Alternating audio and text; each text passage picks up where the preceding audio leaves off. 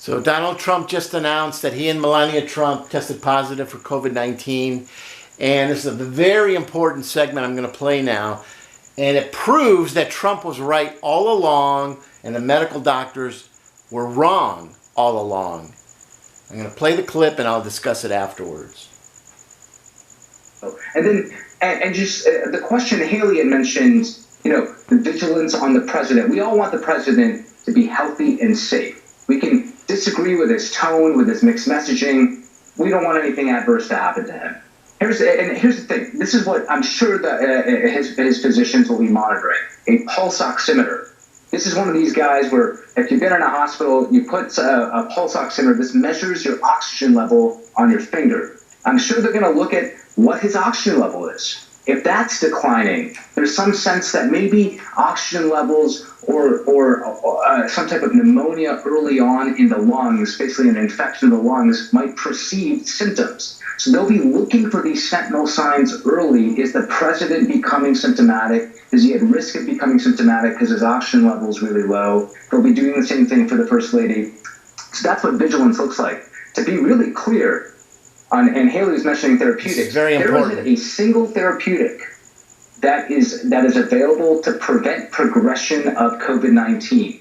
The only therapeutic that works to save lives is a steroid called dexamethasone, but that's for individuals that are on ventilators, critically ill. We know that can save lives once you're that critically ill. But there's nothing the president can take preemptively that we know can work to prevent progression of the virus and potentially causing the onset of symptoms. Nothing. Not hydroxychloroquine, nothing that he has talked about. So it's vital to understand that This is horrible what he's doing. He's literally flipping what the president wanted done and trying to say, ha, we told you so, when all he just did was prove Trump was right about everything. What did Donald Trump want early on? He wanted to know, is there anything out there that might prevent the progression of COVID-19? And any time he brought anything up, he got attacked by these guys. Every step of the way, he's doing it now.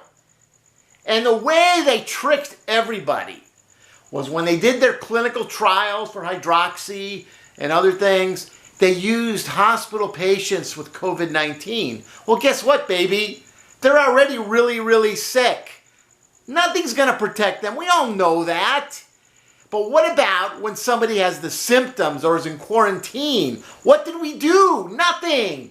These guys wouldn't do clinical trials on people who were quarantined. Nothing. So we don't know if diet helps. We don't know if there are drugs out there that maybe would just activate the body's immune system sooner and maybe COVID takes over, but it's just not as strong because the body's already aware of it, so it never really gets to the lungs as badly. We don't know if there's any kind of aromatherapy with any kind of things in the air for breathing might have helped as well. None of these were done. And now he's still mocking the president when the President Trump was right all along. All he wanted was for curiosity to rule and for tests to be done, clinical trials to be done, not on really, really sick COVID-19 patients who are in hospitals, which is how they did all of their clinical trials to debunk anything that maybe might have worked early on. He's sitting there now waving his finger saying, see, we told you there's nothing you can take now early on to prevent your COVID, when what Trump wanted all along was for all kinds of clinical trials to be done early on to just see if there's any combination of anything that might just reduce the effects of COVID-19. Now, I've talked about this in other videos months ago. 3, 4, 5 months ago, I was saying the same thing. And these guys now are going to try and say, see, we told you so, when Trump was right. He was right all along. What tests are we doing when COVID-19 is in quarantine state, when it's just barely started? And the answer is nothing. They did nothing. And now they're bragging about doing nothing. He's literally bragging about the fact that the medical industry did no kinds of tests on patients who were in quarantine for COVID-19 when they barely had the symptoms.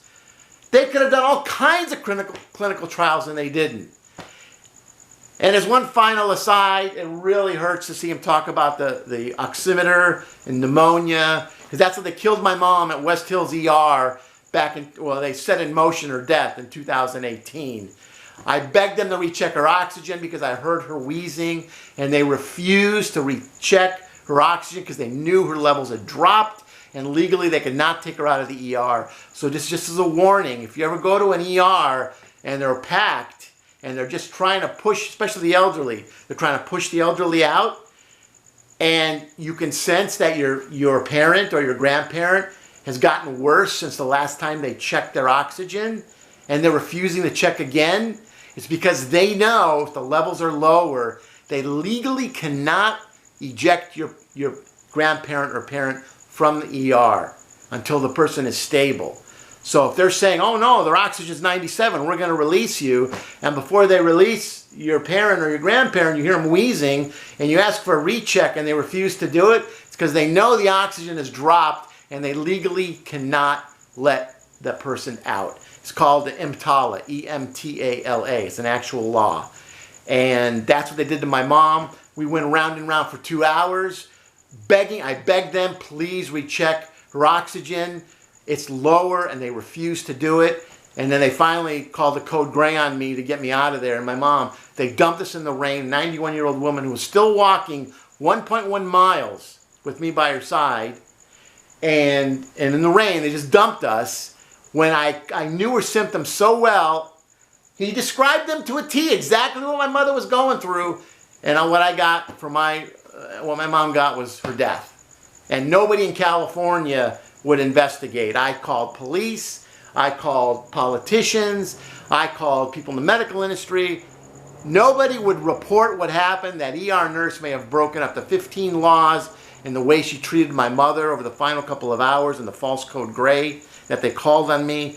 And all I did was just want to document what they were doing. I just pulled the camera out, and they called a HIPAA violation, which it wasn't. And then they called the code gray because of the HIPAA violation, and they refused to recheck her vitals. And that's what killed my mother.